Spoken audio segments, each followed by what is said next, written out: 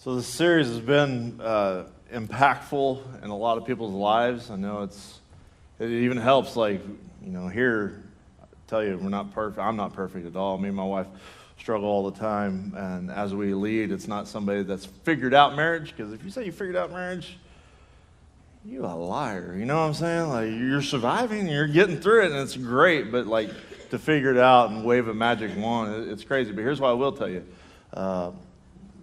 Me and my wife, we smoke what we sell, you know what I'm saying? And this is advice we would give to anybody. And so, sorry, you're like, was that a drug reference? And no, not really. It's funny.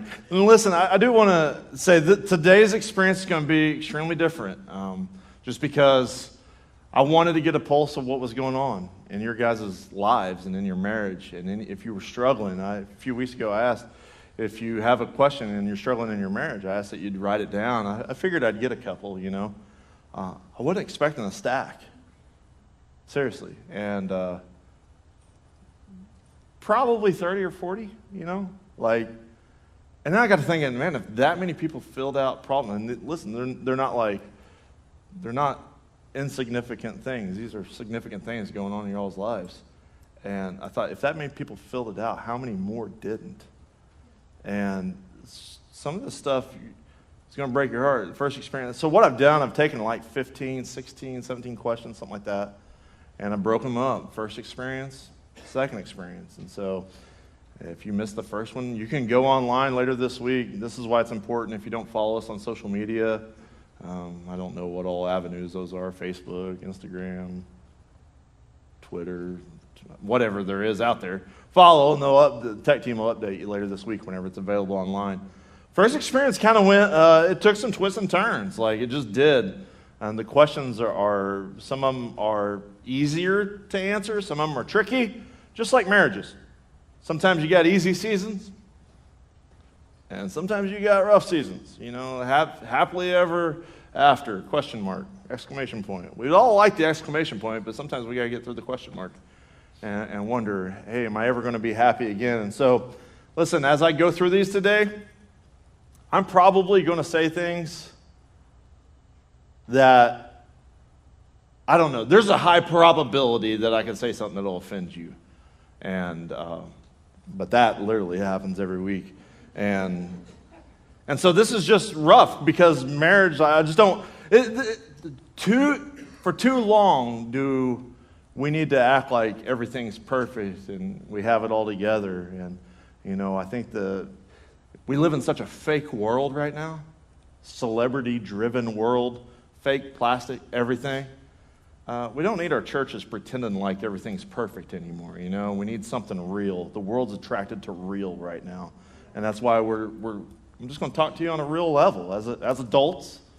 And so some of the questions, literally what happened is that we picked some, and me and my wife, we went through all these, and we come out with the ones that we kind of felt were some diverse questions, but they all have pain in them.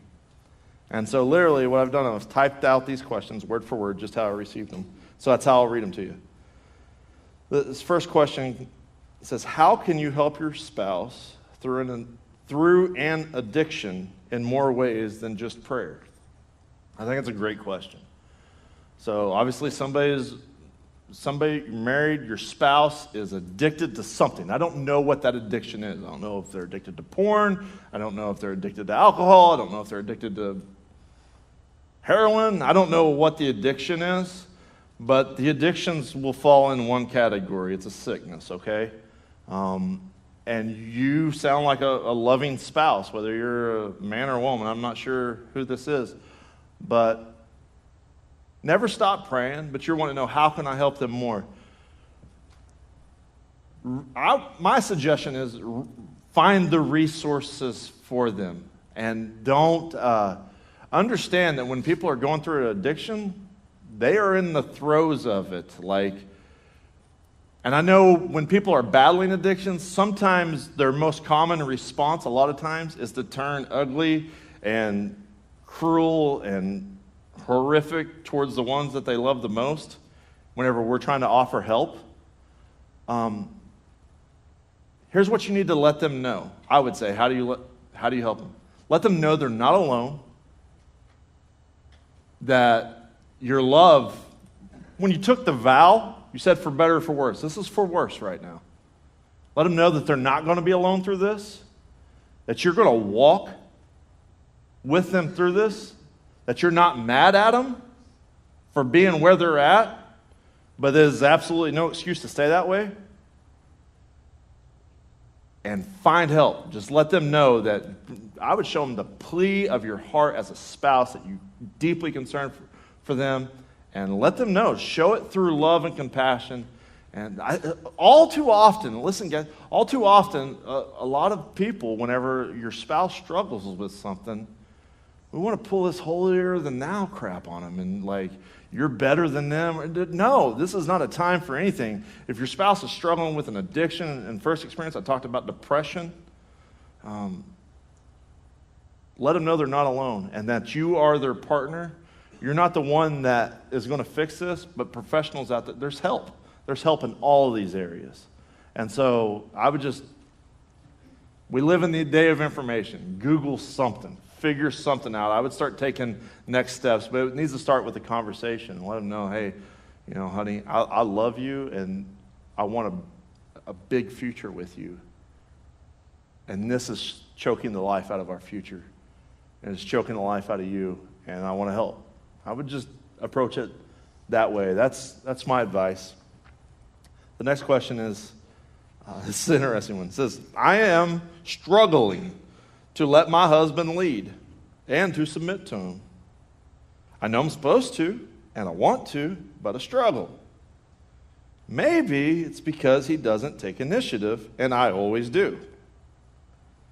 You see, I grew up in a family where women led, and so did he.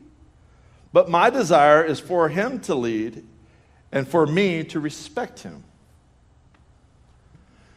Okay, so I can only read so I don't know intent, I don't know, sometimes where you get to write and stuff, you'd be like, well, I didn't really mean it that way, so I'm just going to approach this just how it's written. You say that you want to respect him, but you don't. In this statement, you said, well, maybe it's because he doesn't take initiative and I always do. Well, congratulations, princess. We're getting nowhere fast with that mindset. I'm just being really honest. You're addressing an issue that it is like you understand. This is not right. It's not. And at the same time, this is not a dominance thing. Women listen to me, are not inferior at all to men. They're not. We're partners in this. And this is going to be so unpopular and politically way incorrect, but you need to hear this.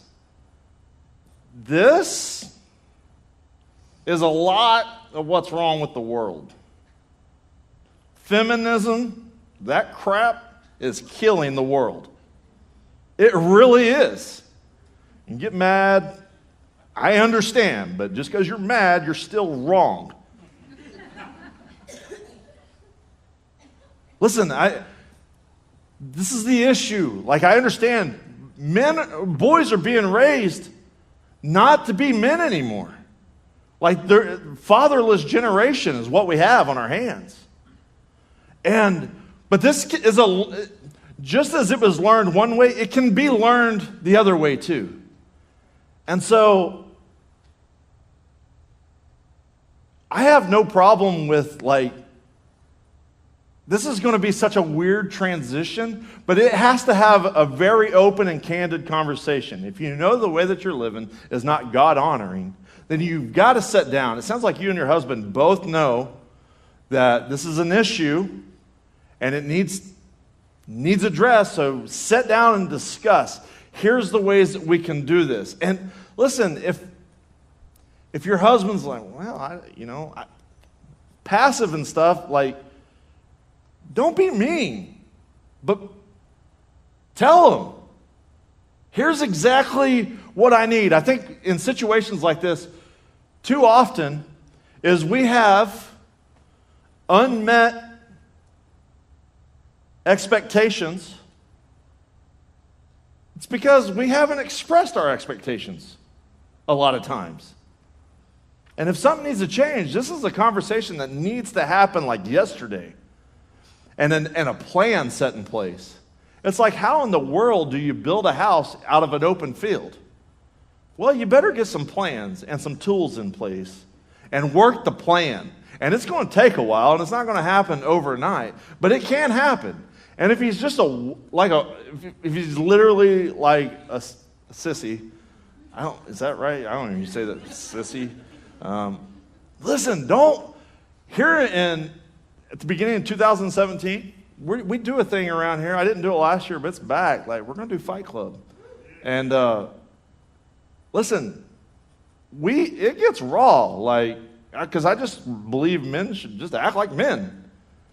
Provide, protect, lead. Make sure your man's there. If this is you and guys, you're passive in any sort of way, I promise you, we won't, nothing. It's not like Fight Club where we punch each other. But it's literally where I go through as talking to men, because men can handle it. Men, we're just designed different. We're tough. We're like coolers, you know what I'm saying? We're like Yeti coolers. You just throw us around and bears can't break us, you know what I'm saying? Supposedly. Women aren't like that. And so literally in Fight Club, I talk to men how to fight like a man for their marriage, for their community, for their kids, for their future spouse, like I'm talking to men. I wouldn't say it here because you all would run out and your wives would freak out and you'd be like, I agree with you, honey. And it would be bad. But this is an issue. Seriously, this breaks my heart. And I'm not a male. I've been painted in so many lights. It's cool. Paint me however you want. Apparently everybody's a critic these days. But I'm not a male chauvinistic. My wife's my queen. I think women are to be revered and valued and cherished. But I don't think men, I don't buy into all of this. Listen, don't buy into this feminist stuff. Just don't. It's killing masculinity and it's killing Christianity. It really is.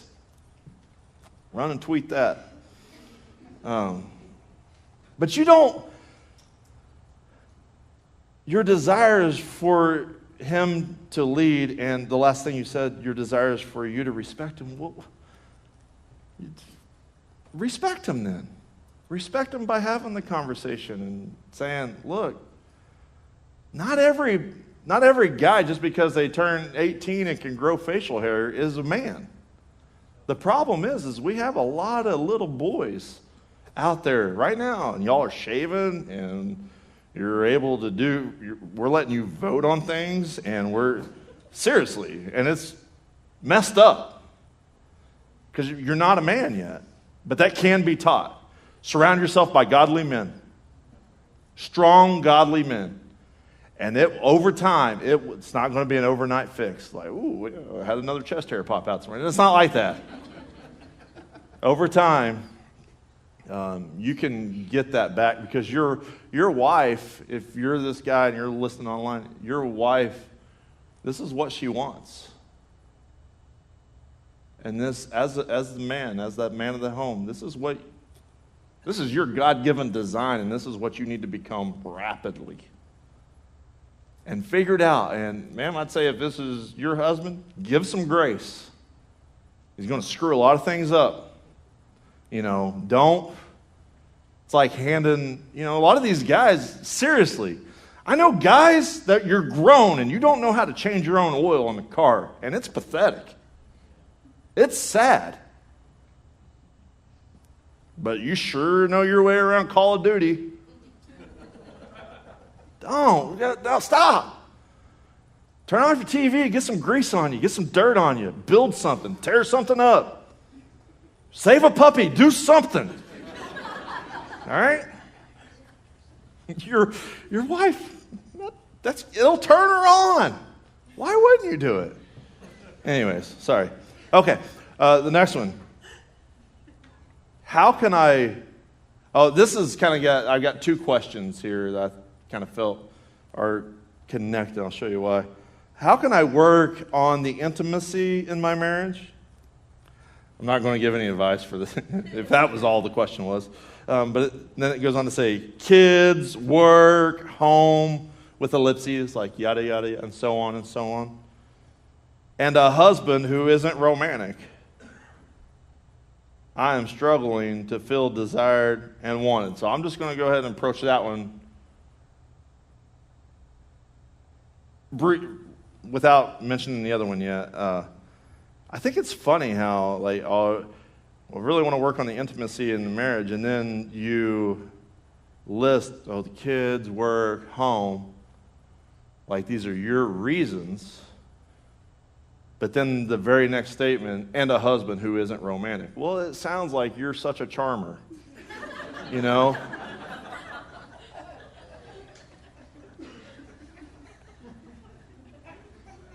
I'm struggling to feel desired and wanted. Listen, I said this a couple weeks ago, but ladies, if you're putting the weight of your worship on a man, if you're looking to your husband to get your validation, to be like, if you're getting your worth from him, the only one that is strong enough to carry the weight of your worship is Jesus. That's it. That's it, period, the end. And so don't get that twisted. I think you're probably just talking real talk for a second. The bedroom's not hot anymore, it's cold. Yeah, let me tell you how to heat it up. Y'all go home, hop in the shower together. The rest will take itself from there, you know what I'm saying? It's not hard. It dang sure ain't hard for him to say, if you want rose petals and you want candles lit and all, sweetie, you should have thought about that before the kids. I've got 4 of those boogers. Me and my wife, we'll hop up out of the bed just to stomp their hands from coming under the door. The romance is, take what you can get sometimes, you know? See why it's bad parenting to let your kids in here? And so here's the second part of this. This is a completely different question, but I think this might be this person's husband. Just sent this one in. Said, with all the time spent working and providing, so he's justifying himself, right? I get it. It's hard to think about pursuing my wife. Really, Jackwagon? How do I get there? She deserves better. Yeah, she does. Daggone right, she deserves better. And she deserves a better version of you. All the time spent working and providing. So that's what we're created to do, man. It's called being a man. You got the girl. Yay! Now keep the girl. Pursue. Look, I want to bet whoever wrote this still has time to probably fish with his buddies, golf with his buddies, do something with his buddies, watching football. You've got some sort of hobby. Your wife needs to become your hobby really quickly. Pursue her. Take her out on. Listen, Sam's Club is the best place in the world for flowers. I can go there and get a humongous pack of toilet paper and a bouquet of roses. You know what I'm saying? Do something. There's something in your day that you can just it's not hard. Women, ladies, I understand you're complicated. Guys, they're not that complicated. They need to be complimented all the time. All the time. Just compliment. Baby, you're beautiful, you look hot, all the reasons you got married in the first place. You love her. You have to tell her this stuff constantly. Have to. Make a date a priority in your weekly life.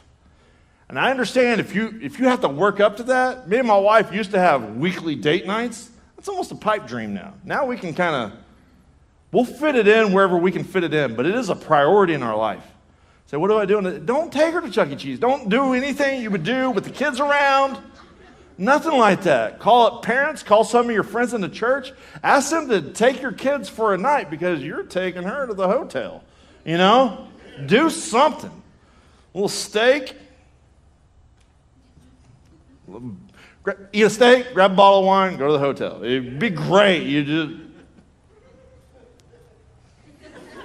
It's not that hard. Don't sit there and say, oh, all I do is work and provide. Well, you're not providing one of the most vital things she needs. You're admitting, but don't use your work as an excuse. You just can't keep up whoever you are, thumbs up for working hard and providing. I know what it's like to 3 jobs, and it's what I do now. 3 jobs, listen, I'm so stinking busy. Still have time for my wife though. And there's just no excuse. There's just nothing. So, how do I get there? I don't know. It's not about getting there. It's like it's a far off land. Just start doing it. It's pretty simple, guys. All right. Okay, so some of these I've read, and it reminds me how much barely saved I am. Because I get angry. And I'll just read this exactly word for word the way I got it. My spouse said he wouldn't care if me and his stepdaughter died. He doesn't want to be married to me anymore. Or be a stepdad to my daughter. There's one thing having marital fights, but to sit there and say, I'm cool with you just being dead and gone. What?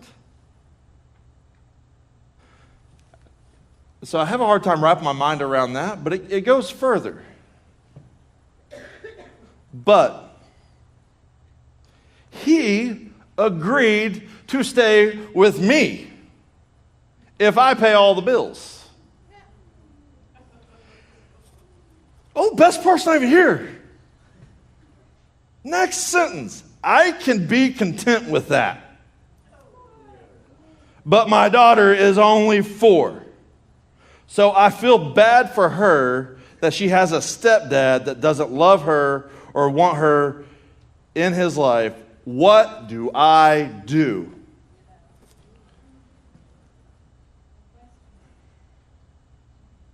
Sweetie, if you're in this room, oh my gosh, you need to come talk to me after this experience.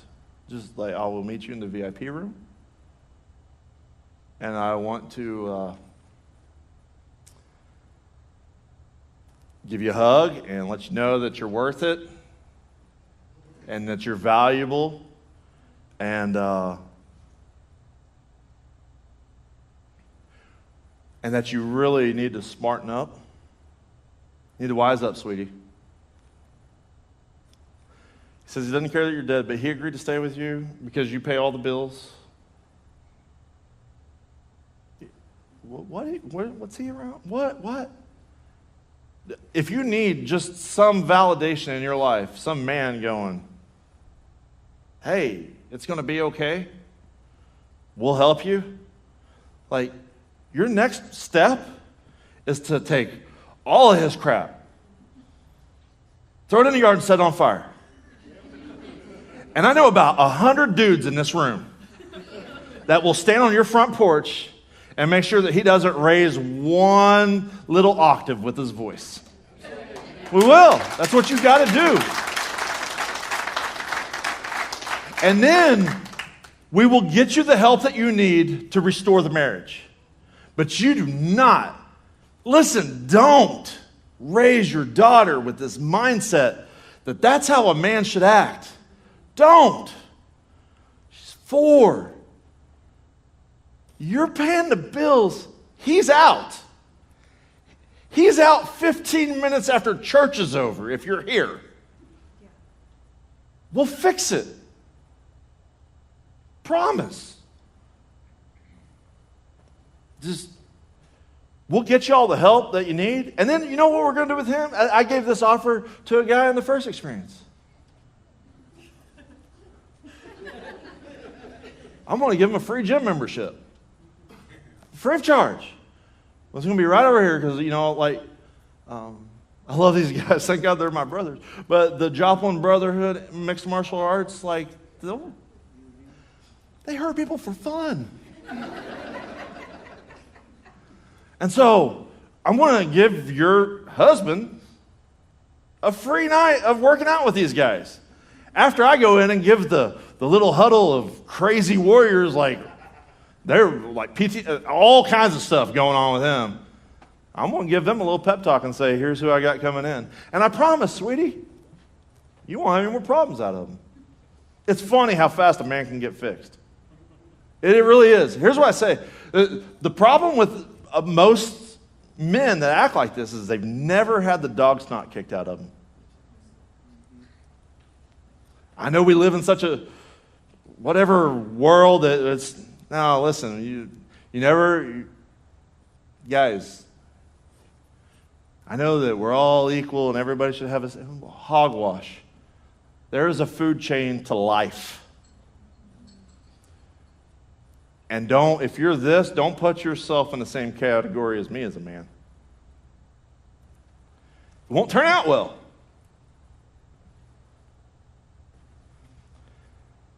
But I really need you to, sweetie, whoever you are, if you're watching, email the church, call the church, and whoever gets that will know directly to get a hold of me, and we will handle this. Next one, I want to move on and lower my blood pressure for a minute. Okay, this one's bizarre too. It says, I live with my ex-boyfriend of 7 years. He calls me names all the time, doesn't help with our kids. So there's where it comes in. It's our kids. Or finances. Where do you guys find these people? I'm not sure if this is a lesson to be learned or punishment. Can I just tell you something? You need some, again,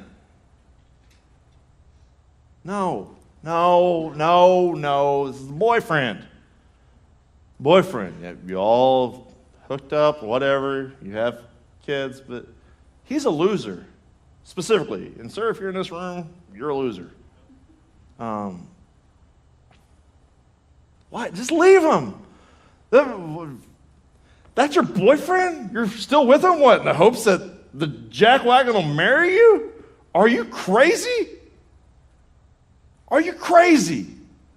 You need to stop. Where do you find guys like this? Wherever you're finding them, stop. Go out.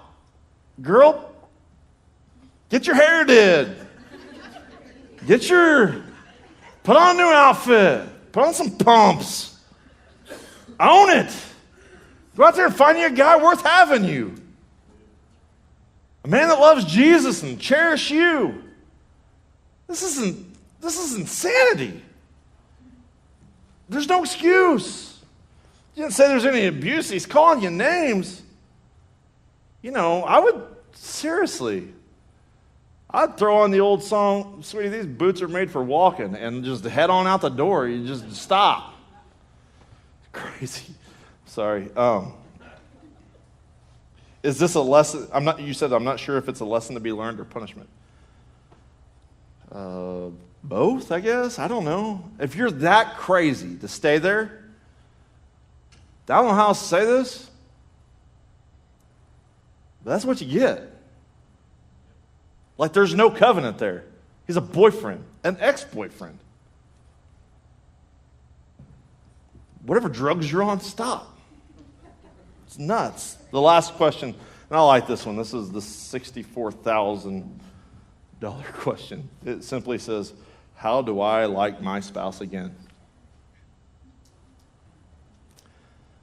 Figure it out. All right, guys. My heart breaks. Listen, my heart breaks at how quick everybody's willing to give up on everything. The Bible, James, in the book of James, it talks about like praying for something but meaning something else. It says you shift as the wind blows.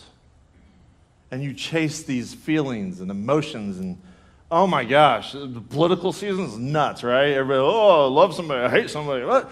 We don't even know any of these people. I was like, but this is how we are with every bit of our lives. Even with our spouse. I don't feel like I like you today. If my wife left every time she didn't like me, I would never see her. But listen, how do I like my spouse again? Well, first of all, you got to figure out two things.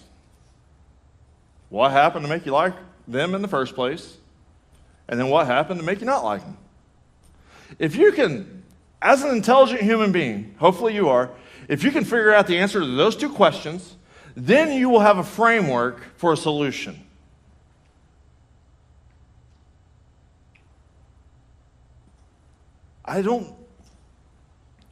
It's not always going to be smooth. Our relationship with our spouse, it's a lot of times, it's like, I'm just speaking from personal experience. It's like my relationship with God sometimes. I'm being honest. Oh, you're a pastor and you're on fire. Look, there's a lot of days I'm shocked I'm here. I'll go through seasons like, oh my gosh, the only time I've opened up my Bible in the last month was to prepare for a sermon. Why? Because I didn't feel like it. So what am I going to do? Well, that's not God's fault, is it? Because of the way you're feeling, is that like your spouse's fault? Like, are they seriously in charge of your emotions? Figure it out. Figure it out. I know you don't want to hear this, but I say fake it until you feel it. Go ask somebody that's been married for 50 years. How in the world did you make it that long? And listen, I don't care what they tell you, and a lot of it's pretty sweet and all this kind of stuff. I always loved Kenzie's grandparents. Whenever we first got married, I loved it. They were old, and they're in heaven now, but I loved it. They held hands together while they laid in bed. They just held hands everywhere.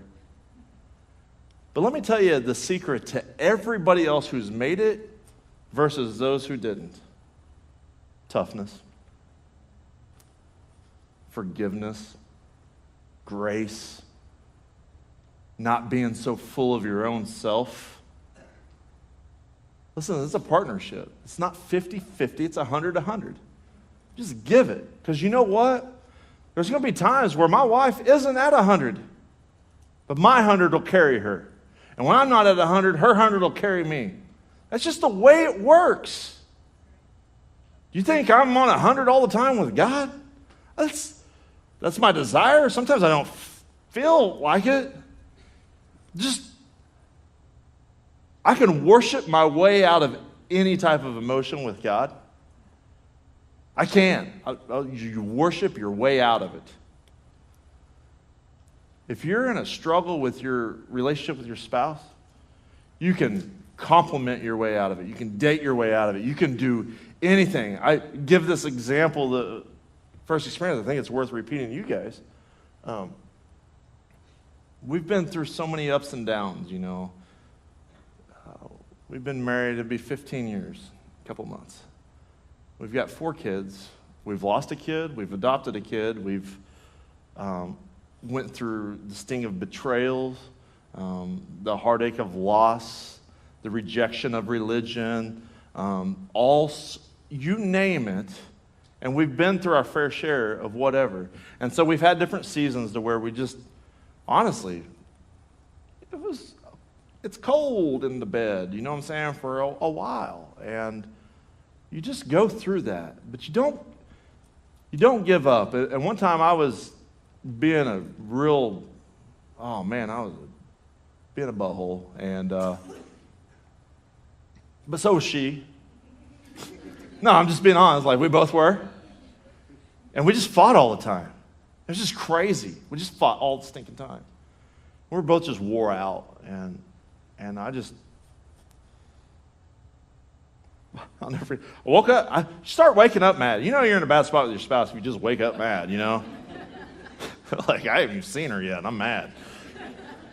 But I remember this, I guess, I don't know what happened, but thank God that, I don't know, one morning she just brings me coffee.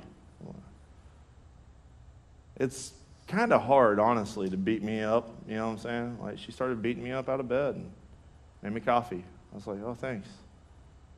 And she's like, yeah, no problem. And then she'd say, how are you doing? Ladies, that's another trick, just free of charge for you.